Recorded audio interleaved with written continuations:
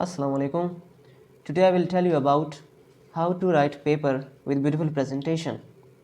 आज मैं आपको बताऊंगा कि पेपर को कैसा हल किया जाता है एक खूबसूरत प्रेजेंटेशन के साथ।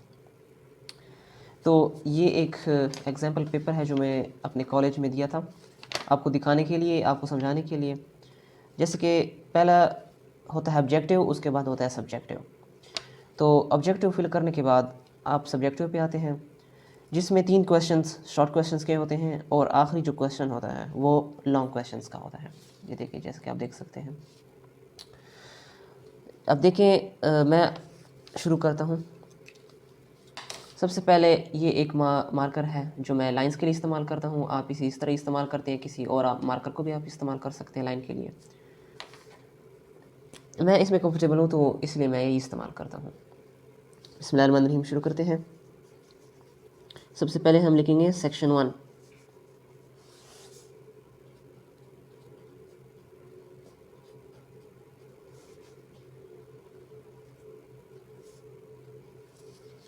ये सेक्शन 1 हमारा हो गया।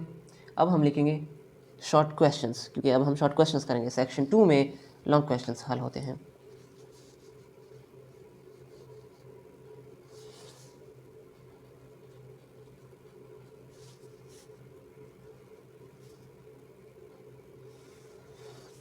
ये हो गया क्वेश्चन।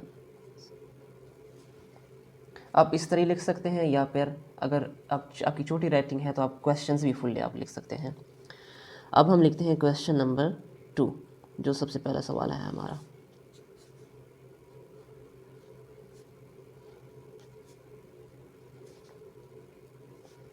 आप इसको जैसे भी डेकोरेट करना चाहते हैं आप कर सकते हैं। जितनी आप मेहनत करेंगे उतनी आपका प्रेजेंटेशन खूबसूरत होता जाएगा। अब हम अंडरलाइन करते हैं इनको।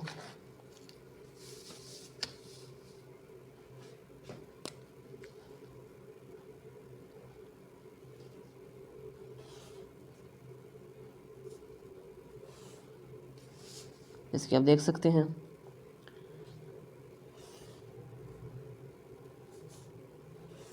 ये पेपर पैटर्न 9th, 10th और 11 और 12 चारों क्लासों तक है। ये चारों क्लासों तक अप्लाई हो सकता है। ये हमने लगा दी लाइंस। अब हम इस बॉक्स को बंद करते हैं। ये होगी एक लाइन। अब दूसरी।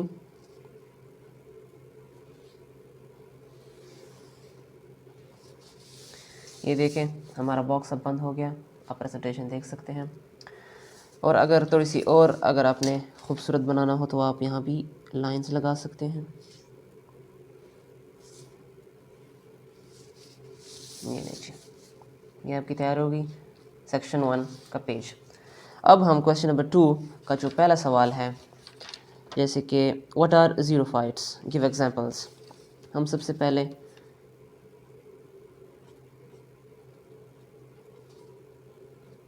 क्वेश्चन का नंबर लिखेंगे। यहाँ पर आंसर, क्वेश्चन लिखने की ज़रूरत नहीं है, क्योंकि आपके पास बोर्ड पेपर में और किसी भी पेपर में इन द टाइम नहीं होता कि आप क्वेश्चन लिखें और उसके बाद आप आंसर लिखें। आप डायरेक्ट क्वेश्चन का नंबर दें और आंसर शुरू कर दें। ज़ीरोफाइट्स को हमने डिफ़ाइन करना है, तो हम यहाँ हेडिंग लिख लेते हैं। ये हो गया ज़ीरोफाइट्स। अब हम यहाँ डिफाइन कर देते हैं ज़ीरोफाइट्स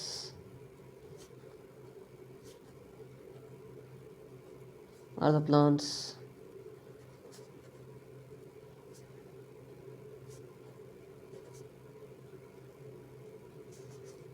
ये अब आगे मैं नहीं लिख रहा, आपको समझ आ गई है। पहला सवाल लिखने के बाद जब ख़त्म हो जाए, जब कंप्लीट हो जाए, तो आपने उस सवाल के नीचे ऐसे लाइन लगा देनी है, ख़त्म कर देना है।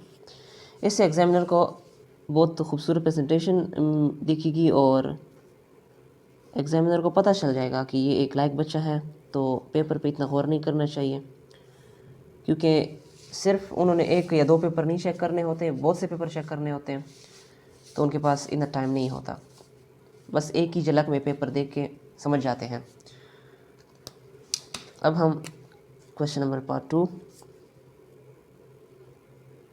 इसी तरह लिखेंगे एंड सो ऑन, और इसी तरह आप लिखेंगे और हर सवाल के आखिर में आप लाइन लगाएंगे जब वो एंड हो जाए। ये तो हो गया शॉर्ट क्वेश्चंस। अब हम आते हैं लॉन्ग क्वेश्चंस पे। इसी तरह जैसे कि आप देख सकते हैं, ये क्वेश्चन 2 है, ये क्वेश्चन 3 है और ये क्वेश्चन 4 है। तो आप हर जगह पे जब अगर क्वेश्चन 2 ख़त्म हो जाए तो जब क्वेश्चन नंबर 3 आप स्टार्ट करना चाहें तो आप डायरेक्ट ऐसे भी कर सकते हैं। जैसे कि देखें, क्वेश्चन नंबर 3 अब से फिर से लिखना है।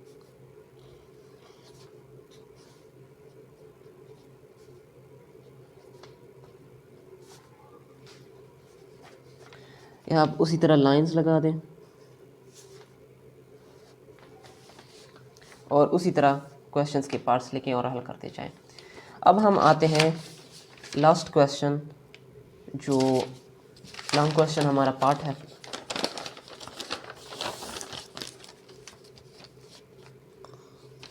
हम लिखते हैं सबसे पहले section 1।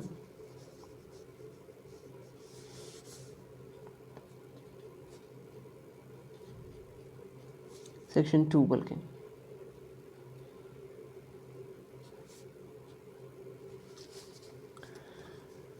Long questions.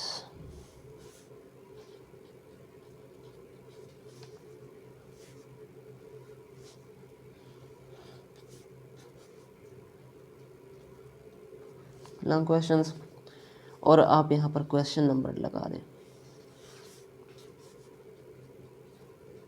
Question number जैसे कि 5। और लॉन्ग क्वेश्चन में आपको पता है कि पार्ट्स होते हैं ए बी, तो आप उसी तरह आप लिखना चाहें। देखें, हमने उसी तरह सेक्शन 1 की तरह हमने सारा लिखा है, बिल्कुल उसी तरह। अब हम क्वेश्चन नंबर 5 जब लिखें तो उसका पार्ट ए जो है, उसमें जो लॉन्ग क्वेश्चन है उसका हम हेडिंग दे सकते हैं, जैसे कि रिपेयर ऑफ ब्रोकन बोन,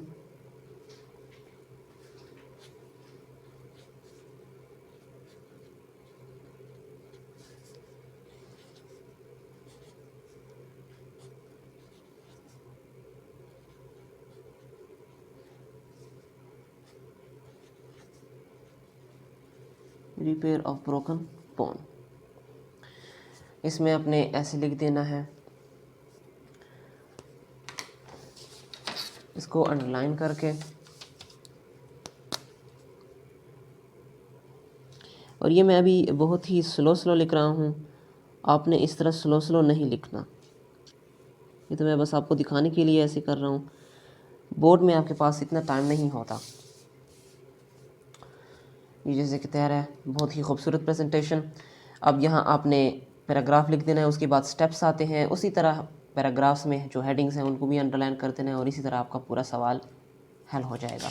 और आखिर में जब आप सारे लॉन्ग क्वेश्चंस कर लें, जब आपका पेपर फुली मुकम्मल हो जाए, तो आपने आखिर में दी एंड लिख देना है इस तरह, दी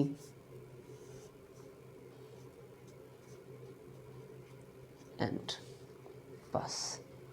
और आखिर में अगर आप लाइंस लगाना चाहें तो और भी अच्छा होता है।